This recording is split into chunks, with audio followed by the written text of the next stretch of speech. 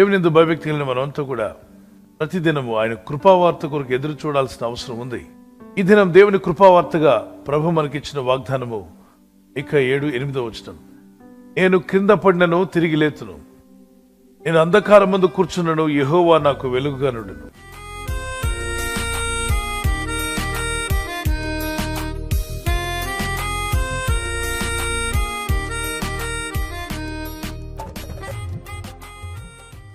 దేవుని వాక్యాన్ని తీసుకుని ఒక వాగ్దానం వలె మనం ఒప్పుకొని ప్రార్థించడం కూడా ఆశీర్వాదకరమైంది. ప్రవక్త అయిన మీకా చెప్పిన మాట, నేను క్రింద పడినను తిరిగి లేతును, అంధకారమందు కూర్చున్నను, యెహోవా నాకు వెలుగుగా ఉండును. పడిపోవడం అన్నప్పుడు సహజంగా భౌతికంగా పడిపోవడం వేరు, జీవితంలో పడిపోవడం వేరు. విశ్వాసంలో పడిపోయిన వాళ్ళు, ప్రార్థనా జీవితంలో పడిపోయిన వారు, వాక్యం చదువుట్లో ఆసక్తి కోల్పోయిన వారు, దేవునితో నడిచే జీవితాన్ని పరిశుద్ధ జీవితంలో కూడా జారిపోతూ పడిపోతున్నటువంటి వారు ఉంటారు.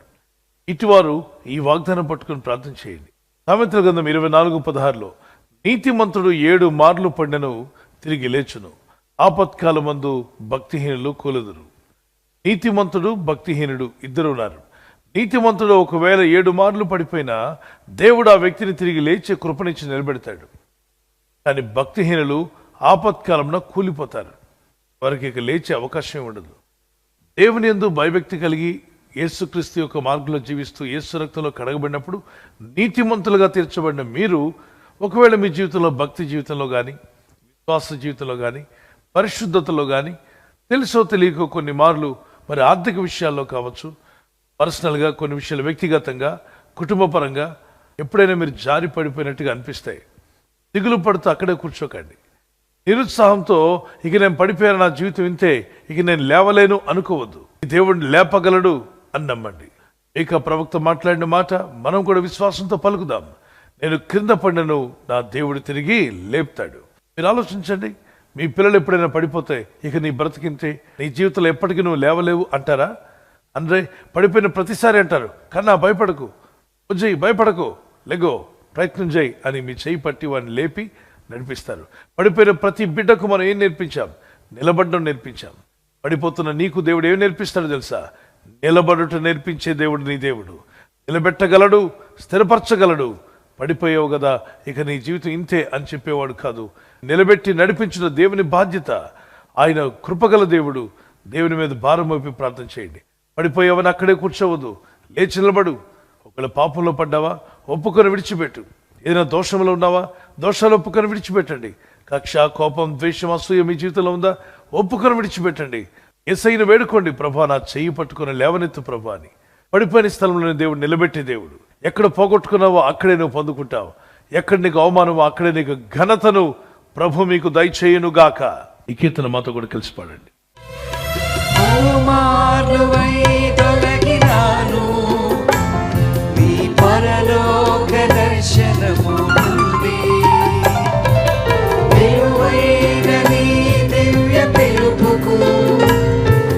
తగినట్లు జీవించనైతి, పలుమార్లువై తొలగినాను నీ పరలోక దర్శనము నుండి.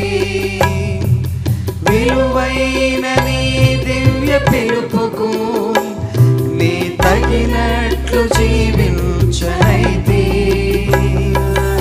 అయినా నీ ప్రేమతో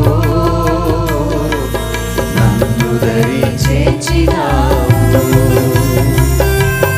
అందుకే గైకొనుము దేవా నా శేష జీవితం. ఇదిగో దేవా నా జీవితం, నీకంకితం. ఇదిగో దేవా నా జీవితం, నా సమస్తము నీకంకితం. ప్రవక్త మీకా ద్వారా మరొక మాట కూడా పలికించాడు. అంధకారమందు కూర్చున్నను, ఆయన నాకు వెలుగై ఉండను, యెహోవా నాకు వెలుగై ఉండి నన్ను నడిపిస్తాడు. నా దీపం వెలిగించువాడు ఆయనే అని భక్తులు మాట్లాడిన మాట 18వ కీర్తన 30 నుండి 33వ వచనం వరకు. మన దీపాన్ని వెలిగించువాడు ఆయనే, మన జీవితాలను వెలిగించువాడు ఆయనే, మన బ్రతుకులను వెలిగించువాడు ఆయనే. మన దీపం వెలిగించడం ఏంటి? మానవుని దీపం అంటే ఏంటి? నరుని ఆత్మ యెహోవా పెట్టిన దీపమని సామెత 20:27 వచనంలో ఉంది. ఆత్మీయంగా మీరు వెనకబడ్డారా? ప్రార్థన జీవితంలో వెనకబడిపోయారా? దేవుని వాక్యం చదువుట్లో, ప్రార్థించట్లో, దేవునితో నడుచుట్లో వెనకంజ వేశారా? అయితే మీ ఆత్మీయ స్థితి కృంగిపోయింది. ఒక అంధకారంలోకి వెళ్ళిపోయినట్టుగానే మీ చుట్టూ ఏర్పడిన సమస్యలు, శోధనలు, మీ పరిస్థితులన్నీ కూడా ఒక అంధకారం వలె మీ చుట్టూ కమ్ముకున్నప్పుడు భయపడి కృంగిపోవద్దు, కానీ దేవుడైన ప్రభునకు మొరపెట్టి ప్రార్థించండి. ట్రైన్ ప్రయాణం చేస్తున్నప్పుడు ఆ ట్రైన్ అప్పుడప్పుడు గుహల గుండా వెళ్తుంది. అంతవరకు వెలుగు, మీ ఎదుటివారు కనిపిస్తుంటారు, మీ చుట్టూ ఉన్న వస్తువులు కనబడుతుంటాయి. ఎప్పుడైతే ట్రైన్ గుహలో ప్రవేశిస్తుందో అంతా చీకటి, గాఢాంధకారం మిమ్మల్ని ఆవరించినట్టుగా. మీరు చదువుతున్న పుస్తకం మీకు కనబడదు, మీ పక్కనున్న వస్తువులు మీకు కనబడవు, మీ ఎదుటిన్న వ్యక్తి మీకు కనిపించడు, మీ చేతులు కాళ్ళు మీకే కనబడవు. అటువంటి అంధకారంలోనికి, ఆ గుహలోనికి వెళ్ళినప్పుడు ఇక నా జీవితం అయిపోయింది, నా బ్రతికి ఇంతే, నా జీవితంలోకి నేను బయటికి రాలేను, అంధకారం పాలైపోయానని ఏడుస్తూ కూర్చోం. మనం ట్రైన్లో కూర్చున్న మనం అంతా నమ్ముతాం. ఎవరినో తెలుసా? ట్రైన్ డ్రైవర్ని. ఏమని నమ్మాం? గుహలో నుండి తీసుకువెళ్తున్న ఈ ట్రైన్ డ్రైవర్ తప్పనిసరిగా ఈ గుహలో నుండి బయటికి తీసుకొస్తాడు. మరి సృష్టికర్త అని దేవుడిని నమ్మవా? నీ జీవితం అంధకారమైన గుహలోకి వెళ్ళినప్పుడు తప్పక బయటికి తీసుకుని రాగలడు అని నమ్మితే ఒకసారి గట్టిగా దేవునికి స్తోత్రం చెప్పండి. ఏ విధంగా అయితే ట్రైను చీకటి గుహలోనికి వెళ్ళి మళ్ళీ బయటికి రాగలుగుతుంది, అప్పుడు వెలుగు ఉదయిస్తుంది, అన్నీ కనబడతాయి. అలాగే నీ జీవితంలో ఎన్నో కోల్పోయి అంధకారంలో ఉన్నాను, నా జీవితం నాకేమీ కనబడట్లేదు, నా భవిష్యత్తు ఏంటో నాకు అర్థం కావట్లేదు, మా పరిస్థితులు ఏంటో మాకు తెలియట్లేదు, ఈ క్లిష్టమైన పరిస్థితుల్లో నుండి, ఈ సమస్యల నుండి ఎలా బయటపడాలో నాకు అర్థం కావట్లేదు, నా జీవితం అంధకారం పాలైపోయింది. ట్రైన్ డ్రైవర్ నమ్మావుగా గుహలో నుండి బయటికి తీసుకొస్తాడని, అలాగే నీ సృష్టికర్తని దేవుడిని నమ్ము. ఆయన నువ్వు పడిపోయిన స్థితి నుండి, అంధకార స్థితి నుండి, గాఢాంధకారపు బిలిములో నుండి దేవుడు మిమ్మల్ని బయటకు లాగి తన వెలుగును మీపై ఉదయింపచేసి, ఇదిగో వెలుగు వచ్చినది, లెమ్ము తేజరిల్లమని ప్రభు నీతో మాట్లాడుతున్నాడు. ఇక నుండి నువ్వు భయపడాల్సిన అవసరం లేదు. ఈ దేవుడిని ఈ చీకటిని వెలుగుగా చేస్తాడు. నా ప్రభు, మన ప్రభు మీకు విడుదల, స్వస్థ, సమాధానాన్ని యేసు నామములో దయచేయునుగాక. ప్రార్థన చేసుకుందాం. పరలోకమందున్న మా తండ్రి, నీ నామములో ప్రార్థిస్తున్నాం. ఇక ప్రవక్త పలికిన మాటలను మాకు వాగ్దానంగా తీసుకుని మాట్లాడుతున్నాం. అవును నాయన, పడిపోయినప్పుడు తిరిగి లేపుతానని వాగ్దానం చేస్తున్నావు. నేను పడిపోయినను తిరిగి లేస్తాను, గాఢాంధకారమందు కూర్చున్నాను, యెహోవాయే నాకు వెలుగు. అవును తండ్రి, మీరే మాకు వెలుగై ఉన్నారు. ఎక్కడ పడిపోయారో అక్కడే తిరిగి లేవాలి అంటున్నావు నాయన. పడిపోయిన నా సహోదరులు ఎవరున్నా వారు పడిపోయిన స్థితి నుండి వారు లేపబడుదురుగాక. వారు తొట్టిల్లకుండా మరలా తిరిగి పడిపోకుండా ముందుకు సాగే కృపను, సహాయమును వారికి దయచేయండి. వారి జీవితం చీకట్లో ఉన్నట్టుగా, గాఢాంధకారంలో ఉన్నట్టుగా, ఆర్థిక ఇబ్బందుల్లో, శోధనలో, బాధల్లో, ఇబ్బందుల్లో, రకరకాలైన సమస్యలతో పీడించబడుతూ ఉన్నారు. ఆ గాఢాంధకారంలో నుండి వారికి మీరే వెలుగు చూపి వారిని బయటకు లాగమని వేడుకుంటున్నాను తండ్రి. ఆ చీకటిని నా దేవుడు వెలుగుగా చేస్తాడు, ఆ దేవుడు నన్ను వెలుగు ధరింపజేస్తాడు అని చెప్పిన వాగ్దానం ప్రకారంగా నీ ప్రజలకు ఇప్పుడే వెలుగు ధరింపజేయను ఆయన. గాఢాంధకారంలో ఉన్న వారికి ఇప్పుడే వెలుగు ఉదయించునుగాక. ఎమ్మో తేజరిల్లమని చెప్పిన వాక్యానుసారంగా నీ ప్రజలు లేచి తేజరిల్లుటకు సాయం చేయండి. నీ ప్రజలు చేస్తున్న ప్రయత్నాలు ఫలింపచేయండి. ఈరోజు ప్రార్థించి ప్రయత్నించబోతున్న శంకుస్థాపన అయిన, గృహప్రవేశమైన, ఒక బిజినెస్ ప్రారంభిస్తున్నా, ఉద్యోగ ప్రారంభానికి వెళ్తున్నా, ఒక మంచి కార్యక్రమాన్ని ప్రారంభిస్తుండగా, నేను వారి బిడ్డల వివాహం కొరకు ప్రయత్నాలు చేస్తుండగా, వారు చేస్తున్న ప్రయత్నాలు ఫలించలాగున మీ దూతలకు ఆజ్ఞాపించండి. మీరు ఆజ్ఞాపిస్తే కార్యాలు జరుగుతానైనా.